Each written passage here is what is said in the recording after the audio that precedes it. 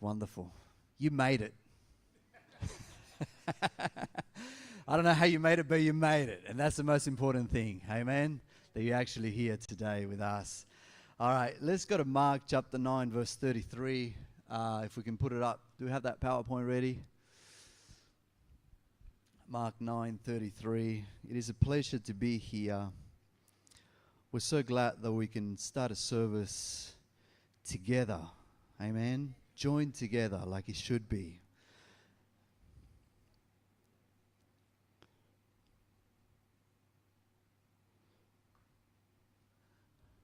Oh, can you read that?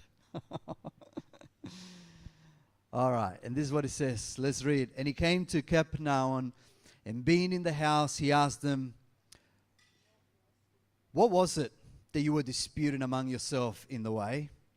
But they were silent. For in the way they had a dispute among themselves of who was the greatest. And he sat down and he called the 12 and he said to them, "If anyone desires to be first, he shall be the last and a servant to all." Amen. Let me tell you something that you already know.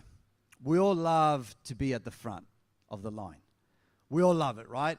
It's like a sense of being proud. I don't know if you've ever been somewhere and you're at the front of the line and you stick out your chest and you're thinking, you know, look at you guys. You got to wait. I'm first in line. Yet, when we're in the back of the line, the opposite happens. We all hate the back of the line. There's nothing worse than attending an appointment or going somewhere and you find out that there's like 100 people in front of you. Have you ever been to the doctors? Have you ever been to one of those doctors that give you an appointment, yet they don't start at that time? They don't keep the appointment, and they keep you waiting for an extra 1 or 2 or 3 hours. And then suddenly something happens. There's an emergency, like, some lady brings in some little kit, right, with a temperature or something that, is more important than what you've been suffering for the last couple of weeks. And that little kid gets to be in front of you. Come on, have you been there or not?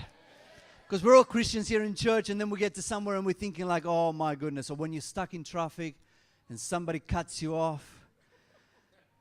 Yes, and you start to think like, oh my goodness. I remember that once I had to do this passport in South America. I went back, and I don't know why I troubled with my, national passport. And I got there, and I had to renew the passport, and it was like a 2-block line. We're talking about 200 meters, and that was at 6 o'clock in the morning.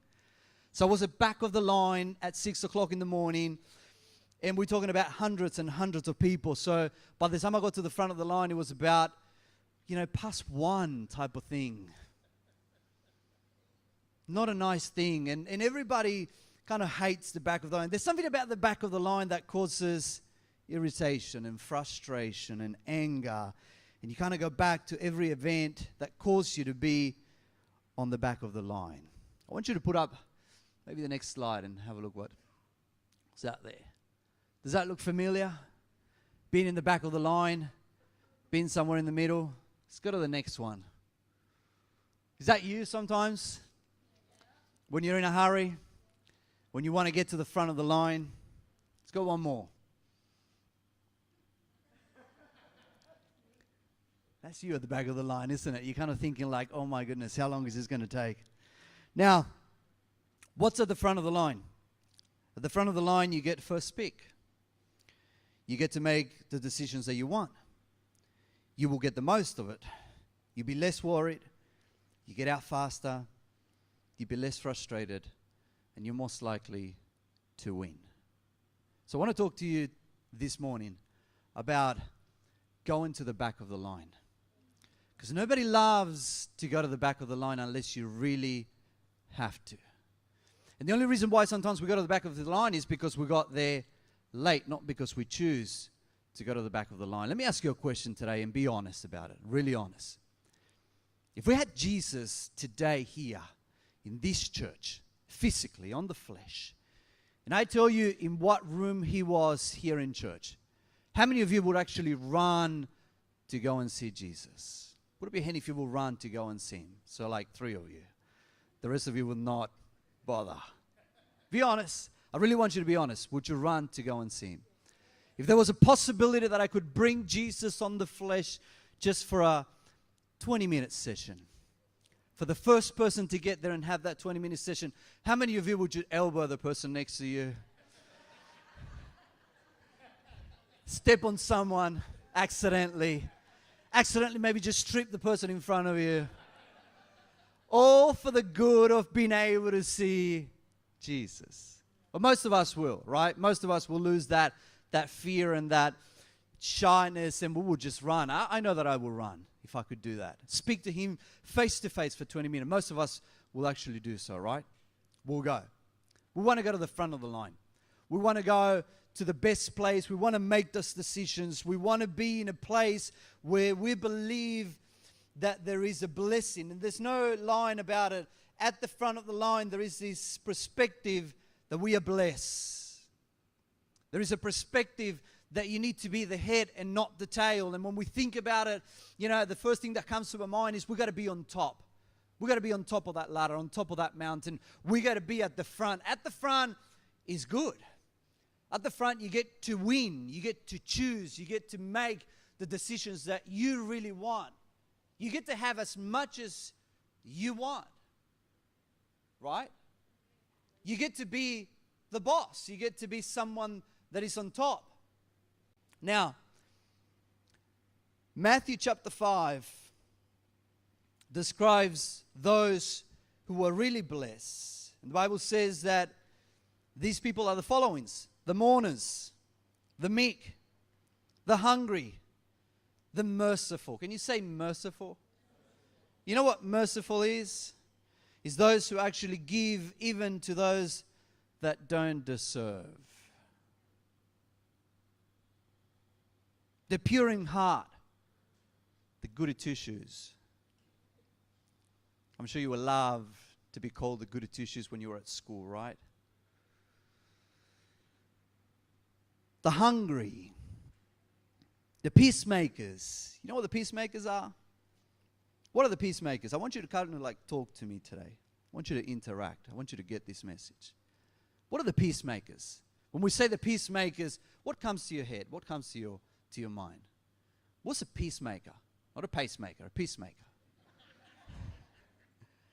What's a peacemaker? One who makes peace. How do they make peace? Break up fights. Yeah, so he's that kind of person that gets in the middle of an argument. He's the kind of person that goes between two people and starts to try to bring them together. He's the one that builds bridges between themselves and others, between other families, people who are in trouble. Those kind of people, right? The peacemakers. Can you say peacemaker with me? The ones that are constantly forgiving other people because they are here to make peace. Matthew chapter 5 also says that those who are blessed are the persecuted. I don't know about you, but there's nothing appealing about none of these people here. Of course, unless you are at that time mourning and hungry and persecuted, right? And that word gets to you because the Bible speaks that the mourners shall be comforted and the meek shall inherit and, the hungry shall be fulfilled. But the reason why it sounds good, the only reason is because there is a promise of change in position. And I want you to get this. Most of the times we're looking for that change of positions. We're looking, if we are hungry, to be fulfilled. And sometimes we think that, being hungry and being meek and being pure at heart and being a peacemaker is kind of like a trial in our lives, right? Like a stage that we need to get through. I want to get a few volunteers, maybe some of the young people, if I can get about 5 years, come to the front. You put up your hand. That's, come, yes. You put up your hand and then he's looking around. Yes, come over here. Can you stand up? Can we make a line here? Stand up here. I'm going to get you to come up here. See, I'm getting all the young ones. I'm not making you stand up. All right, I need a few more. Can you stand up here? Come to the front. You look like you want to stand up. Yes. Do you want to stand up and come to the front? Yes. Do you want to come in? Doesn't matter. You need to come in. I'm going to make you come in. Look at him all excited. Do you want to be at the front of the line or at the back of the line? Front. Yes. All right. So I want everybody to face that way. Yes. That's all right. Don't pick. Stay in the line. There's no need to pick. You get to the front in a minute. The front of the line. Sometimes we believe that being in mourning, being meek and doing all these horrible things that the Bible tells us to do is like a stage in our life, right? Where we get here and we are mourning and we are hungry and we are making peace and we're doing all these hard things that we need to do. And somehow God is going to come and, if we persevere and if we do the right thing and, we come and we pray and we do all these things, God is going to take you by the hand. Can I take you by the hand? And just say, you know what? Just come up here for a second and cut in line. And just wait there for a little bit longer.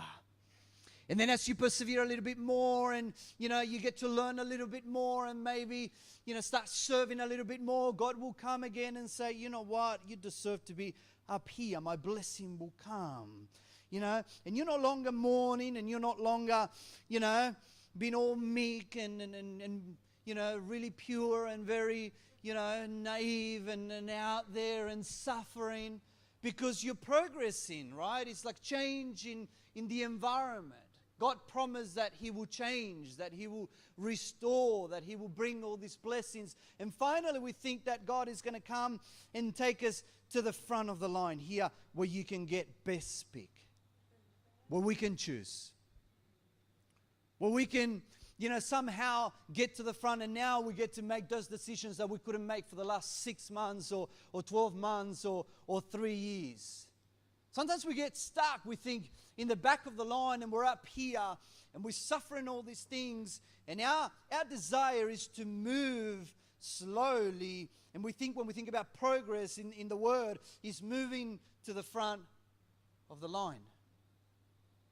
To be up here where there's no problems, where there's no suffering. Well, you no longer have to be a peacemaker. Well, you no longer have to be mourning, right? Because up here is what we believe that God will comfort you. It's at the front of the line that God will comfort you, right? It's where the blessing comes. It's where you're somewhere high up in life, where you somewhere manage to get through all these problems and situations and circumstances, and now you feel that you've got a right to be here.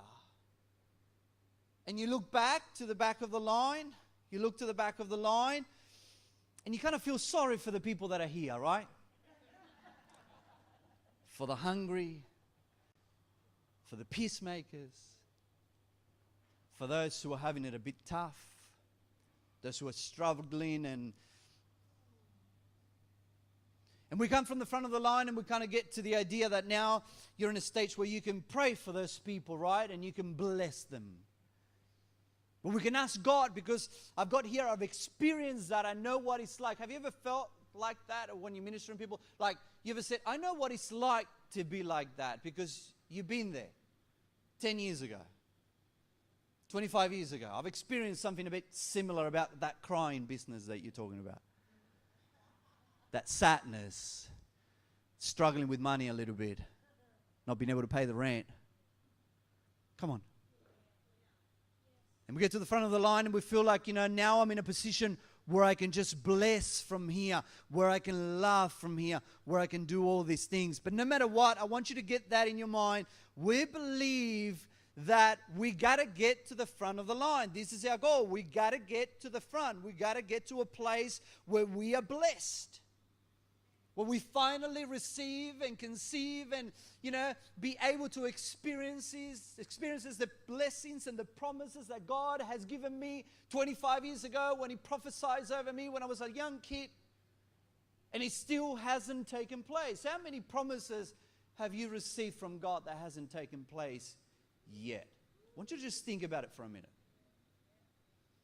All these promises, all these prophecies, all these things that we look forward to one day when He finally takes place. When He finally comes and picks me up from the back of the line, the forgotten line. Have you ever felt forgotten? And He takes you back to the front. Sorry, I've just been busy in saving the world. Haven't forgotten about you. But here is my blessing. You're at the front of the line. Now you get to enjoy. Now you get to do a little bit of bossing around, right? Now listen. The mourners, the Bible says that they will be changed into those who had been comforted. Can you see the change? Blessed are the mourners, because they shall be comforted. Blessed are the meek, for they will inherit the earth. So in other words, blessed are the meek, the ones that they were down back here. Blessed are the meek. What are the meeks? You know what the meeks are? Not Mikes or meeks. The meek, right? The humble, those who rather take it. Those who don't want to lift up their voices and confront and start fighting. The meek in heart, humble, lovingly, full of love in their hearts. Does that sound like you? On a Thursday? Blessed are the meek, right? For one day, I want you to get this. For one day they shall be the boss. That's what it says. They will inherit the earth. One day they shall be the boss. Can you say with me, the boss? The meeks gets to change into the boss, being in control of the earth. Blessed are the hungry, for they will be really fulfilled, full. Pop your belt out. Undo the button. That's what it says. Blessed are the peacemakers, for they shall be called sons of God. You heard that right, losers. All the losers down there, son. He calls me now son. Right? Take that. Stick that in your resume. I'm the son. Come on. Blessed are the persecuted, for they get none other than the title, the deeds of heavens. That's a lot of acres. That's a lot of real estate for being persecuted. Now, I want you to understand this and listen to the truth. In most cases, we kind of endure being nice and meek and hungry because we think that God will change our positions. And I want you to see this, that in most cases, for many years, people have endured all these with the only reason or the only desire that one day when the Lord comes at the end of the race, they'll be able to look back on everybody that persecuted them, everybody that insulted them, everybody that didn't believe and didn't trust and point the finger and said, ha, ha, ha, ha, I've endured. Now I get to go and you get to stay. Come on. Have you ever seen people like that? Have you ever seen people that are sad and moopy and all, but for the glory of God? I've been living for the last 25 years, but I believe that God has a blessing for me one day when I get to heaven. But for 25 years, they've been living a horrible life, a life that is not worthy of being called Christian life. Come on. A life that is fulfilled, a life that has been promised, full of blessings, full of the presence of God. But they do it with the fact that they will get to heaven and one day they get to point the finger at people that didn't believe because they've endured. They hang on to it. They were at the back of the line.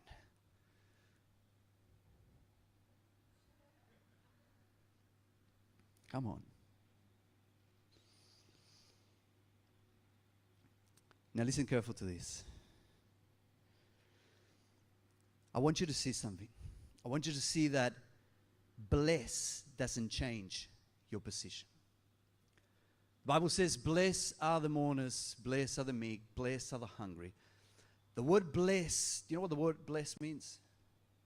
You've studied it a couple of times, you heard it a couple of times. What do you think that bless means? Shoot it at me, because you're reading the Bible and you're thinking like, so what is that supposed to mean? There's a promise for those who are meek, those who are on the back of the line, those who are struggling. What is bless? Shoot it. Doesn't matter. You can't get it wrong. Happy. What else? Favored. Excellent. What else? Well thought of by God. What else? What do you think that bless is? If I say God is going to bless you, you kind of go home thinking like, okay, that's a good thing. Can we establish that that is a good thing? All right. But bless is not just, being happy or receiving something in particular. Bless actually goes much more. And it doesn't actually change the fact that you may be mourning. The word bless comes from the word to extend, to make long. And so what the word actually means, it means that it puts the Christian person in a position where God is actually extending His favor towards that person. So I want you to understand this. God can be with you, right? And He can walk alongside you. The Bible says that I'll be with you no matter what you do. No matter where you go, no matter how you behave, I'll be with you always. I'll never leave you. I'll never forsake you. I'll be with you always. Can we agree on that? That God will always be there with you? But there is a difference about being blessed by God. We can be around God. We can walk through God, by God, but yet not be blessed. The word bless actually means for God to extend His favor. And He puts the person in a place where he is envied by others. In order for a person to be envied by others, you need to be seen as worthy of envy. So you can't be in a box and somebody envies you because they can't see you. So they need to see you in a place where you are worthy of being envied. And I want you to listen to this. It's not at the front of the line where you get to be envied. It's not what God is referring to when He says you shall be blessed. But He's speaking about in a word where God will extend, will get longer. So His favor would actually reach you, and that's the blessing of God. When God blesses you, He extends His blessings on you. And that's where you start to be blessed. So I want you to see this really quickly. I'm going to try to explain it. Sorry, come to the back of the line. He's hungry. He's mourning, right? And when God comes, the blessing that He refers, when God comes, see, one day He will get to heaven, and one day He will forget everything that happened and all these things, and the tears will be wiped and all that stuff, and He will get a crown and new clothes, and He'll forget about that you stepped on Him and all that stuff.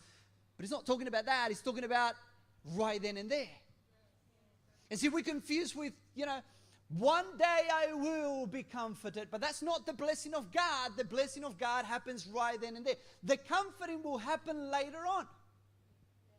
The inheritance of the land will happen later on. But at that stage, you shall be blessed. Because if you are mourning, God will extend His blessing towards you. Now listen to this. Not just about mourning. It's not just about being sad and being in your face constantly.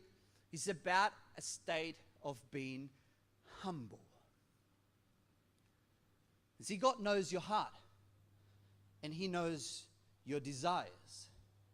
And as long as you decide to be at the front of the line, you're no longer mourning, even though you might be crying your eyes out. What God wants you to understand is those who are confident, those who will be blessed, are those who actually come from the front of the line, from being blessed, and they race back to the back of the line. So I want you to line up for just one more time. Just line up. Just line up here as you are. Line up. Don't take different space. Line up. You're first. You're second. Really quickly because we're running out of time.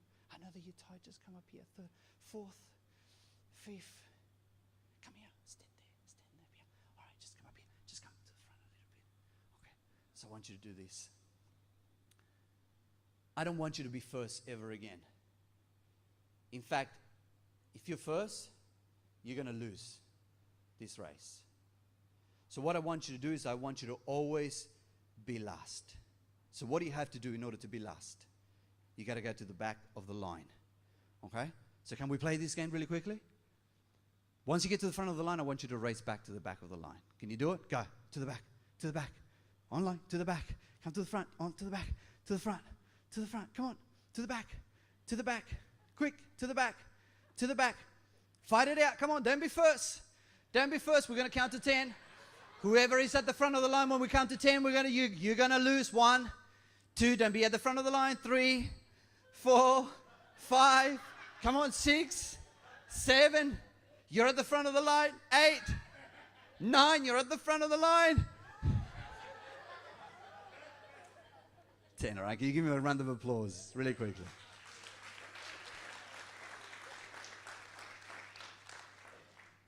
Wouldn't it be great if we could see that in our lives, at work, in our marriage, in our church? But we're not seeking to be first. But we're not seeking in our mind that if I get to a certain state, a certain title, I will be blessed and I will get to have and enjoy the blessings of God. Wouldn't it be awesome that we understand what John the Baptist says, that it's necessary for me to diminish, to shrink, so that He can grow, so that He can bless, so that He can extend, so that I'm no longer fighting in my own strength to try to get the blessing, but I am being blessed because not of the position where I am, but because of the position that God is in my life. I want you to start this year understanding that it's not about your position, where you stand, but it's about where God stands in your life. It's not about you. It's not about you from the back trying to race all the way to the front and in the meantime losing out on what God has to do. But it's about God changing that position in your life. The Bible says that those who win, those who want to save their lives, those who aim to the front shall lose their lives. But those who lose it, forsake it, those who give it up, actually will find life. So I ask you, what would you do if you knew that Jesus was here? Most of you honestly said that you will run. Well, I'm going to tell you something this year. If you want to find Jesus, if you truly want to find Him and His blessings, you got to be on the back of the line. 1 Corinthians chapter 13, verse to 3rd, speaks about all these things that we can do. We can give out our bodies to be sacrificed. We can give everything that we got to the poor. And I want you to see this. This is doing favors and things and good things from the front of the line. We can do good things from the front of the line. We can give from the front of the line.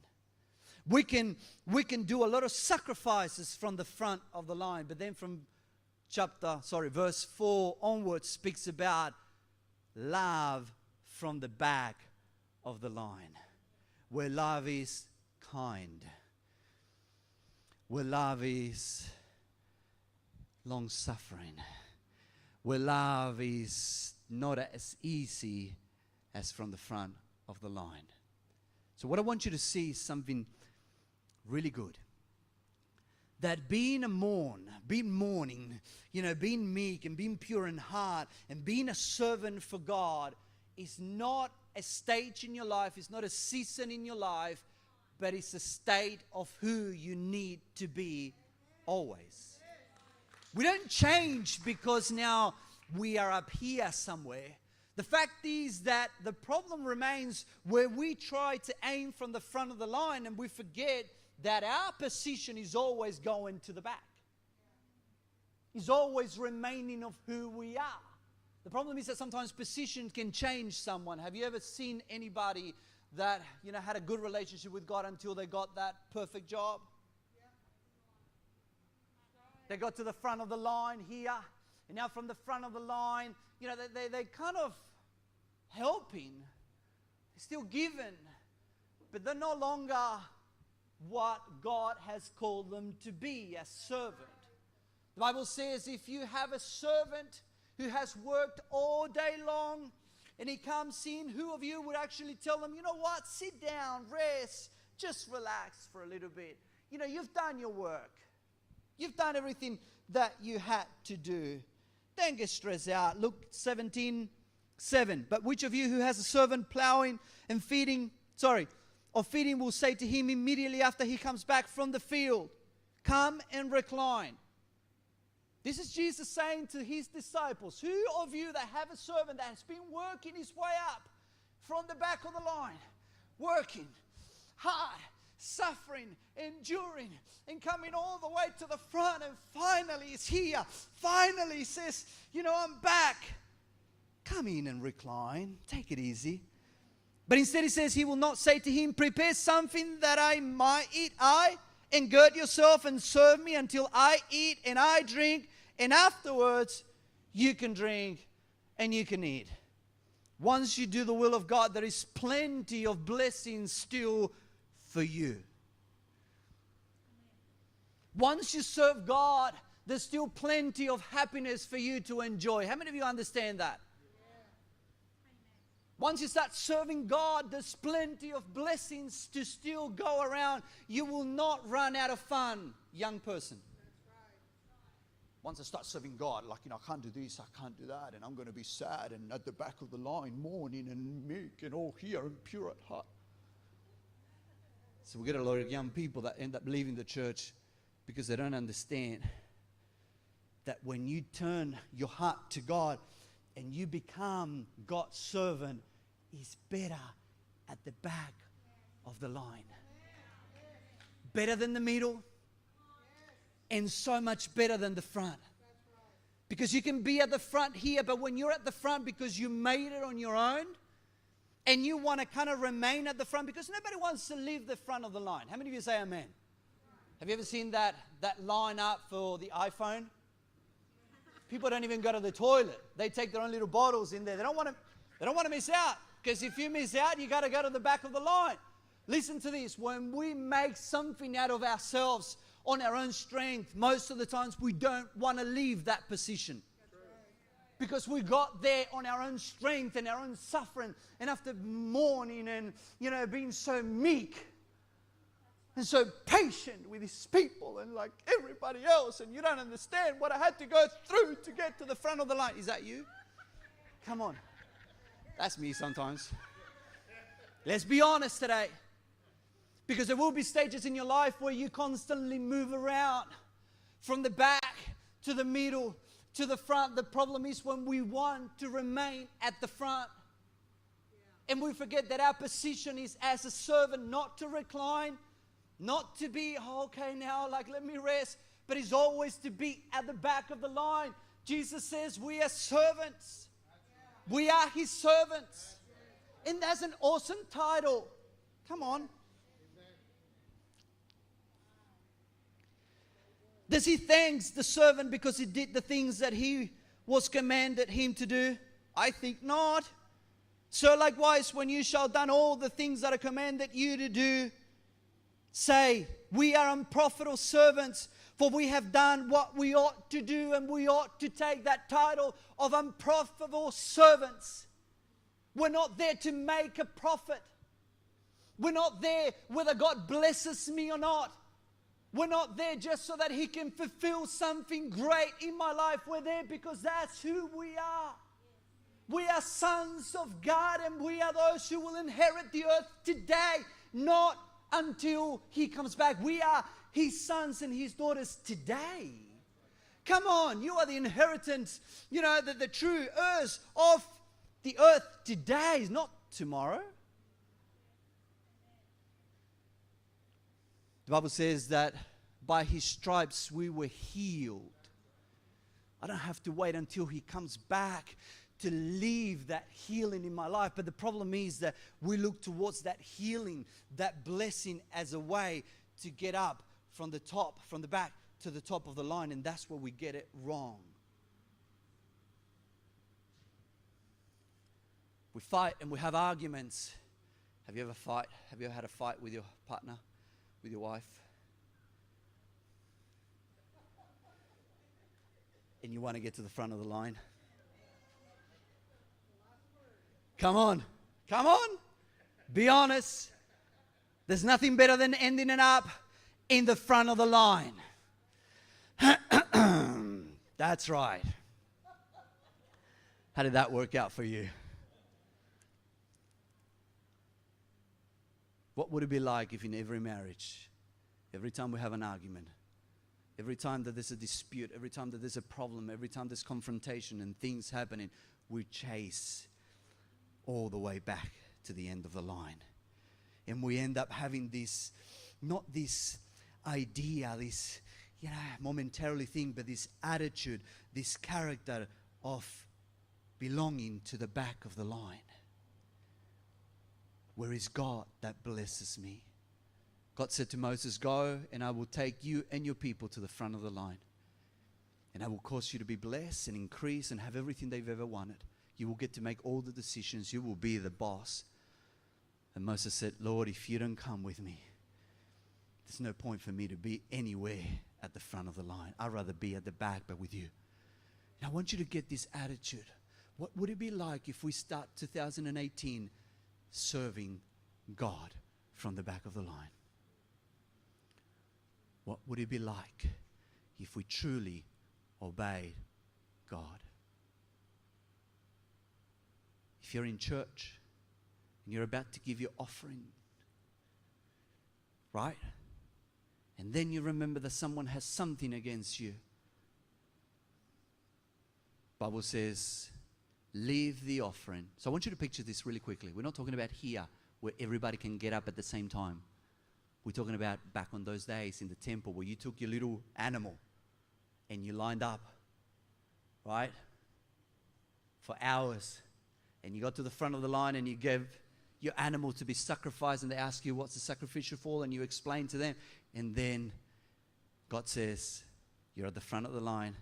I want you to surrender that position, and I want you to go and find that person that has something against you. So it's not even you having a problem. I want you to go and find that person, and I want you to reconcile, and then come. Listen to this. Not come to the front of the line. I want you to go back. Because once you surrender that position, you need to go at the back again and again and again and again and again until you get to the front. And let me tell you this. If you truly, honestly start to listen to the voice of God, every time that you get to the front of the line, God will empty you again. From grace you have received, you got to give in that the same manner with grace. So every time that you get to the front of the line, God will say, surrender your animal, surrender your offering, surrender your heart, and go back and start again. Because this is what consists of a proper Christian life, that we continue to walk and we serve, to walk and we serve. And when we get here to the front and we think that everything's good, God says, I've got a new challenge for you. I've got something greater. I've got something that I want you to show you. And let's come back to the back of the line. And we come back to the back of the line. Because we can always improve and we can always get better. The Bible says that he who started the good work will perfect it until he comes back. So until he comes back, what he wants you to do is he wants you to run to the back of the line, like you saw the little kids running to the back of the line. That is the best place that you can ever do and you can ever be. And when you're meek and when you're pure in heart and when you're truly serving God with everything that you've got, you have no worries about receiving the promises of God, because automatically it places God in a position to bless you. Stop chasing after your blessings. 2018. Stop chasing after blessings and goodies and things that you really, really, really want, and start doing the will of God, and those things will be added on. Come on. Will be added on. Stop wanting to win every single argument. Start running to the back of the line and be more of a better dad, better wife, better husband, and better. By that I mean serving, loving, making. But most of us will not take that position because we have been engraved with this mentality that we need to win. The problem is that when you win, you lose. And when you lose, you win God's favor. When you exalt yourself, you win that momentarily, but you lose God's blessing. But when you humble yourself, humble is voluntarily going to the back of the line. God will place you over much. He will honor you. He will lift you up to where He has promised that you will be. I want you to stand up today.